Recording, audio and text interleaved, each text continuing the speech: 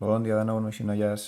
Anem a fer el següent exercici, que consistirà en fer una translació d'un polígon. Una translació és un desplaçament, és una còpia del mateix polígon en un altre lloc del full.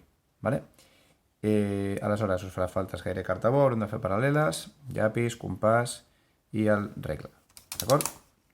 L'enunciat és bàsicament aquest. Fareu un polígon de 5 costats, com per exemple podria ser aquest, i us hauria de determinar un vector de desplaçament, un vector de translació, que és la direcció en l'espai en què voleu desplaçar la figura i la distància que ho voleu fer. Per exemple, en aquest cas, jo vull desplaçar aquesta figura, doncs cada punt una distància així i amb aquesta inclinació. Aleshores, el primer que farem serà, des de cada un dels vèrtexs d'aquesta figura, en aquest cas són 5, farem paral·leles amb aquesta línia d'aquí. De manera que, per exemple, així, que pugui anar a cada cantonada, seria una cosa més o menys així, espero que no surti del enquadrament, no. Aliniem l'esquerra en aquest cas amb la línia corresponent, recolzo bé i vaig buscant cada vèrtex i faig una línia de moment amb la longitud que vulgueu. No cal que tingueu compte amb la llargada, us podeu passar de llarg, cap problema. 3, 4 i 5 vèrtexs, d'acord?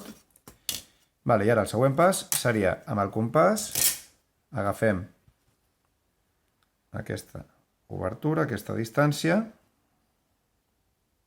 ens col·loquem a cada vèrtex i sobre la línia corresponent fem una marca. He utilitzat aquest complement amb el retolador perquè abans he vist que no es marcava bé amb el llapis o no es veia del tot bé. D'aquesta manera podeu veure millor la marca. Vosaltres, amb la punteta de llapis, i com sempre fluixet fins que no tingueu el resultat. Aquí em quedarà una mica curt, ara allargaré la línia.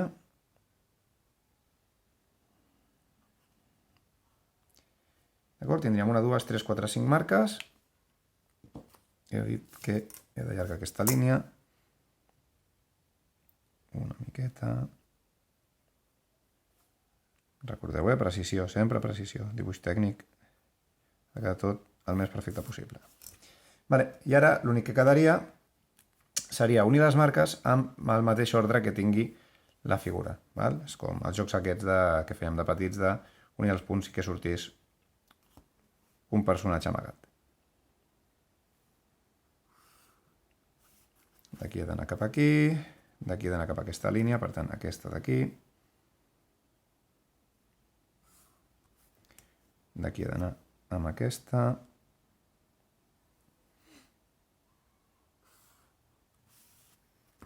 Tornem cap enrere i cap avall.